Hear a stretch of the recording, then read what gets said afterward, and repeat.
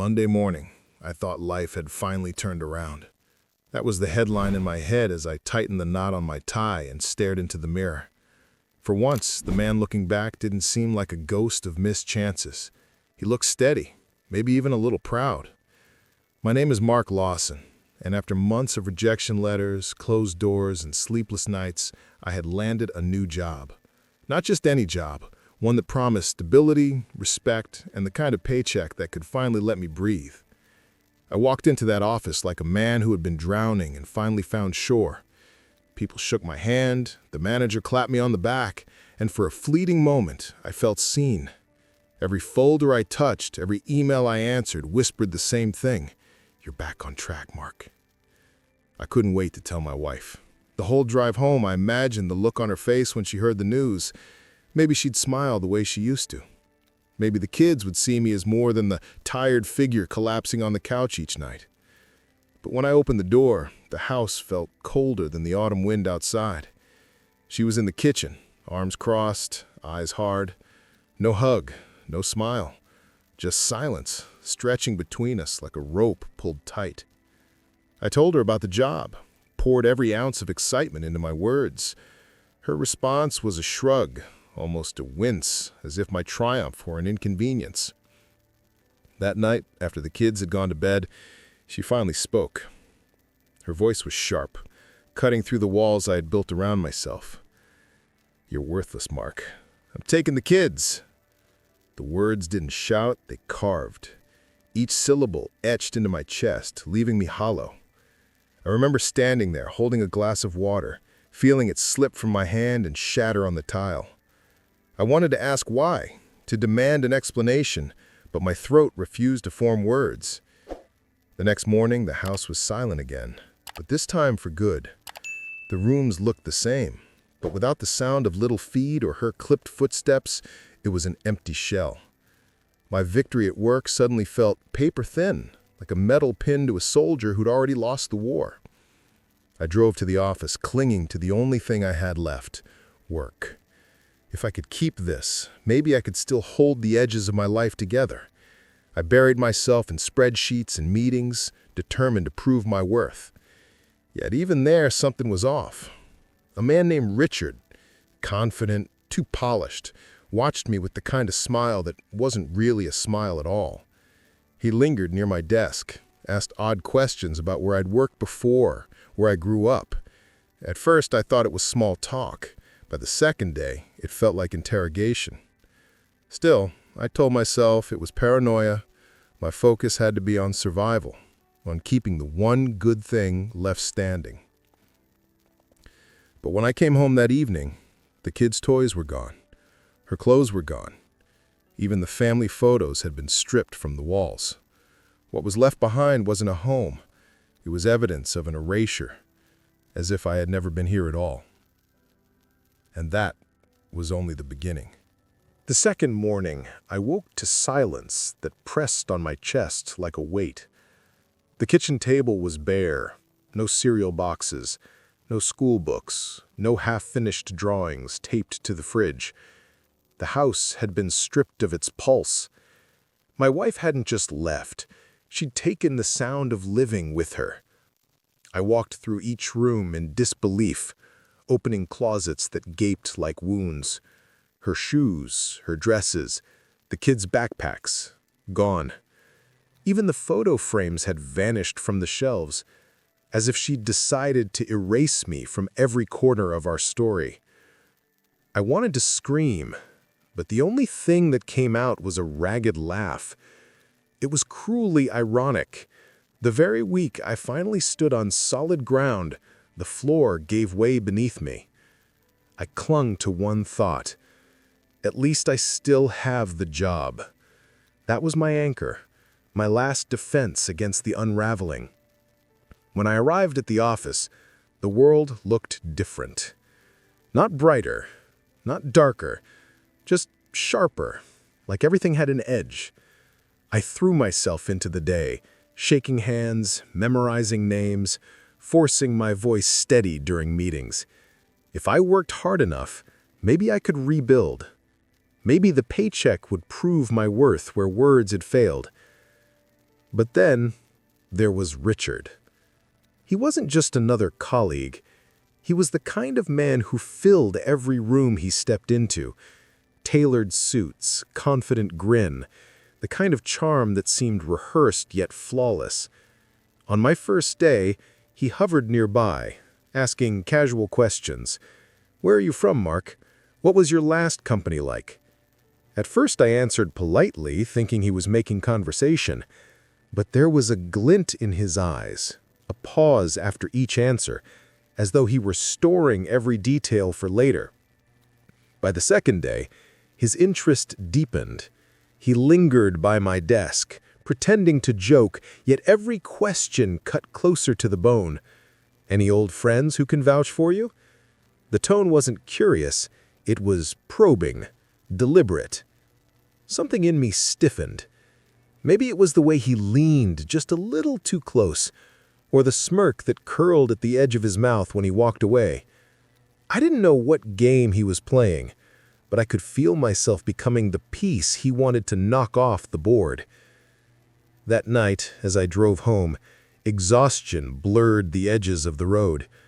I pulled into the driveway of a house that no longer felt mine.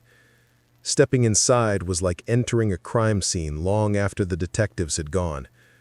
I found one thing left behind on the dresser, a single photograph.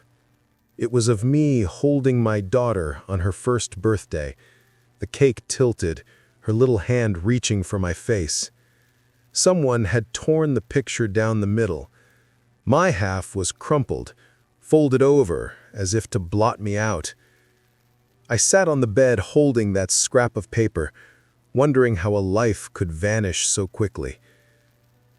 And then my phone buzzed. It wasn't from her, not from anyone I expected, just a number I didn't recognize. The message was short, cold. "He won't last the week." By Wednesday morning, the office no longer felt like the fresh start I had imagined. Whispers trailed behind me when I walked down the hall. Smiles were thinner, clipped, like people knew something I didn't. I buried myself in work, determined not to let paranoia get the better of me. But the tension was thick enough to taste. By mid-morning, I was summoned to human resources. The woman behind the desk slid a folder toward me, her expression unreadable. Inside were copies of documents I'd submitted on my first day. Driver's license, social security, birth certificate. Only there were two birth certificates. One issued in a hospital in a city I barely remembered ever visiting. Another, the one I'd carried my entire life, from the town where I grew up. Same name, same date of birth, different registration numbers. My mouth went dry. "There must be a mistake," I managed. I only have one." She looked at me as though weighing my soul. "Mark, falsifying official records is a serious matter. We need to know which of these is real." I wanted to protest, to shout that I'd never even seen the first certificate before, but my voice felt small, as if the papers on the desk carried more weight than my words. When I stepped out of that office, Richard was waiting in the corridor. He leaned against the wall, arms crossed, that half-smile curling like smoke. "Tough meeting?" he asked, as though he already knew the answer. I stared at him. "What did you do?" His shrug was almost elegant. "Me? Nothing.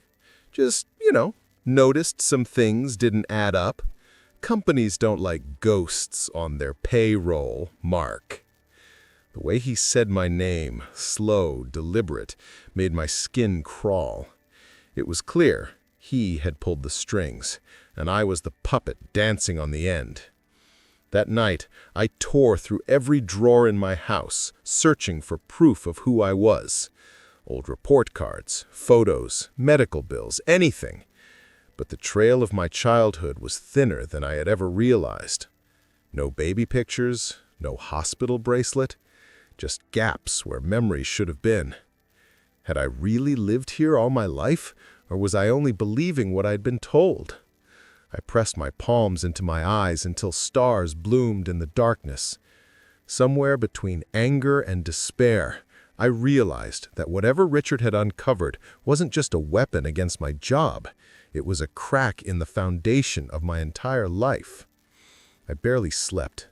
When I arrived at the office Thursday morning, my badge no longer opened the door. Security escorted me inside to collect my things, their eyes careful not to meet mine. Richard was there, of course.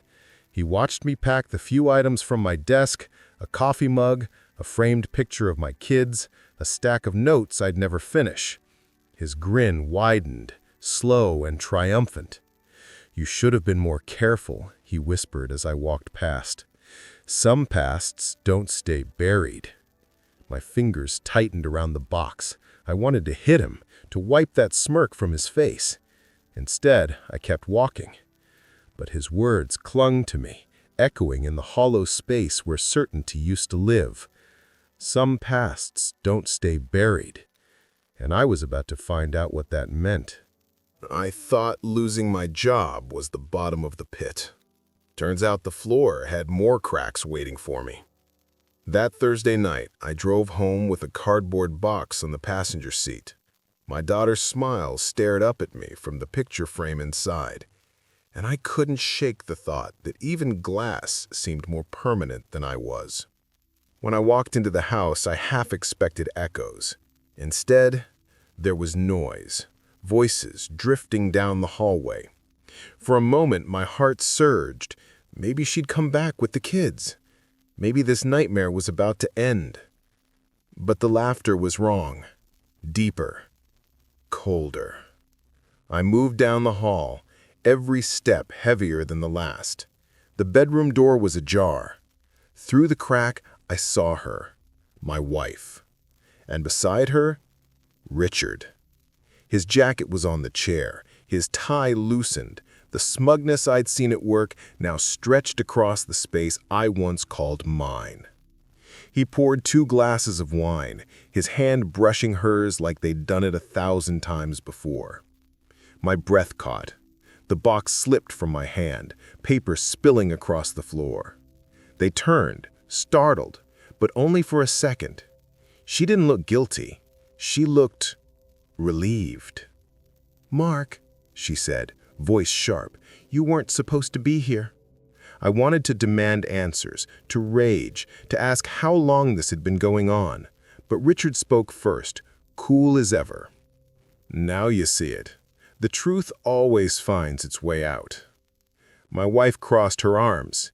"You've been lying to me for years. About who you are, about your past. Richard told me everything." Her words hit harder than any fist could. Richard told me everything. He had poisoned her with the same venom he used to ruin me at work. I didn't lie. I didn't even know. But she'd already made up her mind. In her eyes, I was a fraud, a ghost, a man who had failed at being husband, father, even human. Richard stepped closer, close enough that I could smell his cologne, sharp and expensive. "You can't build a future on forged papers, Lawson. Not in business. Not in marriage." Something in me snapped. My fist clenched, ready to meet his smile with bone and blood. But then I saw my kids' toys missing from the corner, their beds stripped, their drawings gone from the fridge. The war was already lost.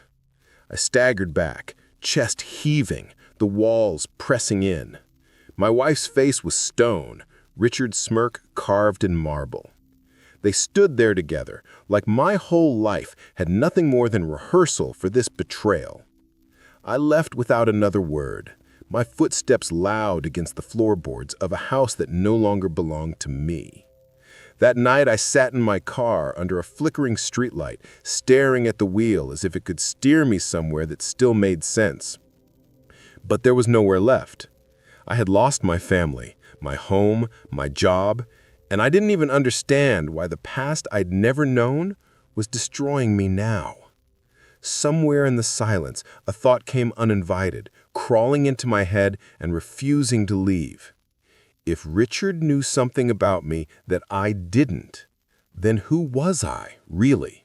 By Friday morning, I wasn't a man anymore. I was the shadow of one.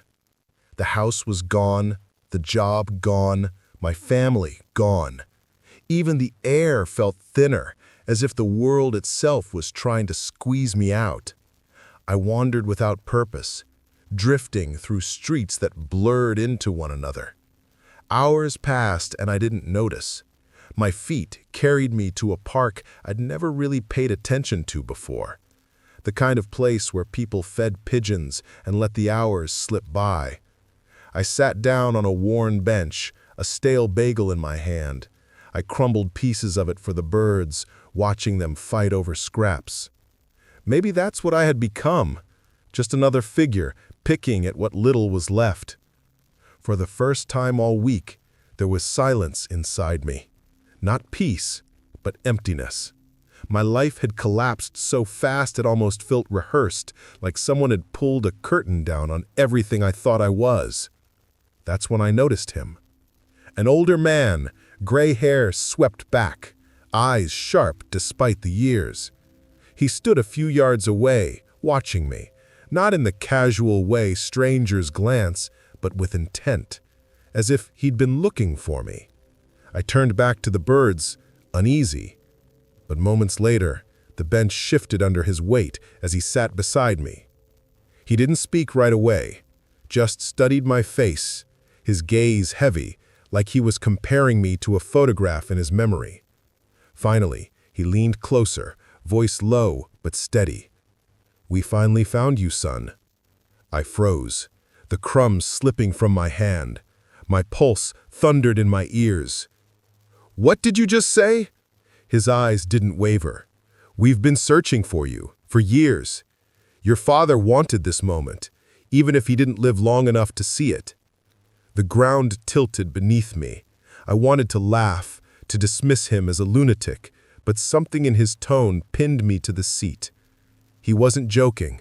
He wasn't mistaking me for someone else. I opened my mouth, but nothing came out. He reached into his coat pocket, pulling out a worn envelope, edges yellowed with time. He placed it on the bench between us, his hand lingering on it as though it carried more weight than paper ever should. "This," he said softly, "will tell you who you really are." The envelope sat there like a live wire, daring me to touch it. I didn't move, not yet. I stared at the envelope like it might burn through the wood of the bench. My hands wanted to reach for it, but my mind screamed to keep still. The old man, his face weathered but steady, watched me with a patience that felt both comforting and terrifying. "My name is Thomas," he said finally. "I was your father's brother, your uncle." The word hit harder than I expected. Uncle. I had never had an uncle. At least, that's what I thought. I think you've got the wrong person," I muttered. My voice was dry, cracked. "My parents are not the ones who brought you into this world," he cut in, gentle but firm. "They raised you, yes, but you were ours first. You were his." I shook my head, the park spinning slightly. "No, that's impossible. I would have known. Someone would have told me." Thomas placed a hand on the envelope. "He wanted to tell you himself, but he never got the chance." The words "never got the chance" lodged in my chest. The man who was supposed to be my father, my real father, was gone. "Why now?" I asked, my voice sharper than I intended. "Why wait until everything else in my life has already been taken from me?" "Because only recently did we know where to look. When your employer flagged those conflicting records, it caught the attention of more than just the man who wanted to see you ruined. We had a private investigator searching for years. That mistake, those 2 birth certificates, was the break we needed." The envelope sat between us like a loaded gun. Finally, I picked it up. My fingers trembled as I tore the seal. Inside was a folded letter, written in ink that had begun to fade. I recognized nothing about the handwriting, yet something about it felt heavy, as though the words carried a part of me I'd never known. "My son." It began. The letters blurred as my eyes filled. They forced my hand all those years ago. I was young, powerless, and surrounded by people who thought they knew what was best. They told me it was the only way to protect you. Not a day passed that I didn't regret it. The words wrapped around me, crushing and comforting at once. Thomas let me read in silence. When I reached the end, my chest ached as though the letter had cut me open. If this reaches you, it means I am gone. But know this, you were never abandoned. You were taken. And now the truth belongs to you. The page slipped from my hands, fluttering against my knee. Thomas leaned in closer. His voice carried the weight of something more than family ties. There's more, Mark. He left you something they don't want you to have. I looked up at him, heart pounding. What are you talking about? He met my stare, unblinking. Your father's estate, his legacy, and the people who buried your past, they're already trying to erase you again. The letter still trembled in my hands when Thomas reached into his coat again. This time, he pulled out a second envelope, thicker, sealed with a stamp I didn't recognize. He placed it carefully on my lap, as though it might shatter if handled too roughly. That one, he said, is not just words, it's proof. I tore the seal open, my pulse drumming in my ears. Inside was a document, stamped and notarized. A will, my father's will. I scanned the pages, disbelief mounting with each line. Properties, shares in a family business I'd never heard of, assets that dwarfed anything I'd ever dreamed of owning. My name, Mark Lawson, appeared over and over. Not the name of a fraud, but of an heir. It felt unreal, like reading the biography of a stranger who just happened to share my face. Thomas's voice was steady. He never stopped fighting to make sure you'd be protected, even if he couldn't protect you while he lived. But others have different plans. I looked up. Others? Your cousins, he said. Nephews. People who took control after your father was gone. They don't want you here, Mark. They don't want his legacy leaving their hands, and they'll fight like hell to make sure you disappear a second time. The park seemed smaller, the shadows longer. I had spent a week losing everything, and suddenly I was being told I had more than I'd ever imagined. But the weight of it pressed on me harder than the losses. Because this wasn't just inheritance, it was a target. I thought of Richard then, his smirk, his needling questions, the way he spoke to my wife like he owned her. A chill slid down my spine. Does he know? I asked. Thomas nodded once, grim. He knows enough. We traced leaks, conversations that made their way into circles they shouldn't. Your wife wasn't the first person he convinced. He's been in touch with them, your blood, the ones who want you gone. I gripped the will tighter, the paper crinkling under my fingers. My world had collapsed in days, and now it felt like the pieces were being rearranged into a puzzle I didn't understand. Why me? I whispered. Why after all this time? Thomas placed a hand on my shoulder. Because truth has a way of surfacing, and because your father made sure there'd be no future for this family without you in it. The words carried both promise and threat. I stared at the will again, the ink blurring as my mind reeled. For the first time in my life, I wasn't just fighting to keep scraps of dignity. I was holding the kind of power people would kill to possess. And Richard was already moving his pieces. The will felt heavier than stone in my hands. It wasn't money or property I saw on those pages. It was a declaration. Proof that my life hadn't been a fraud. Proof that my existence mattered to a man I never got to meet. But proof comes with enemies. By the weekend, the phone calls started. Numbers I didn't recognize, voices laced with threat disguised as courtesy. Words like misunderstanding and contested rights whispered through clenched teeth. Every one of them carried the same message: walk away, disappear again, or be erased for good. And Richard was the loudest among them. He cornered me outside the diner where I nursed coffee like it was air. His smile hadn't changed, but the warmth was gone, replaced by calculation. "You think a piece of paper makes you somebody?" he said, stepping close. "You're nothing, Lawson. You were nothing when she left you, and you're nothing now. Do yourself a favor, burn that will before it buries you." I looked him in the eye, and for the first time, didn't flinch. He thought he knew me, thought he'd written the ending of my story. But Richard had miscalculated. He'd tied himself to people who hid the truth. I was holding the truth in my hands. With Thomas's help, I met with lawyers, investigators, people who had no stake in family feuds. The documents held. My identity held. For every shadow they tried to cast, there was light, waiting in the form of birth records, notarized letters, the ink of a father's confession. The same company that had fired me for being a fraud now received notice of legal action. HR had to admit their mistake. The inconsistencies weren't my doing, but the residue of an adoption buried decades ago.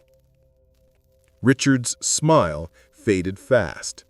Without leverage at work, without the illusion of power at home, he was left standing in ruins of his own making. My wife's silence told the rest of the story. She had gambled everything on a man who turned out to be nothing but a parasite. I didn't chase her. I didn't need to. Some things are better left to rot where they fall. What mattered was this. In 1 week, I had lost everything I thought I was. And in that same week, I discovered who I had always been. I walked away from Richard, from the house that no longer belonged to me, from the ashes of the life I thought was permanent. I carried only the letter, the will, and the knowledge that my father had never abandoned me. People think revenge comes in fire and fury. But sometimes revenge is simply standing tall in the truth while your enemies choke on their lies. I stood at my father's grave weeks later, the autumn wind cold against my face. For the first time in years, I didn't feel hollow. "They called me a fraud," I whispered. "Turns out, I was the only one who was real."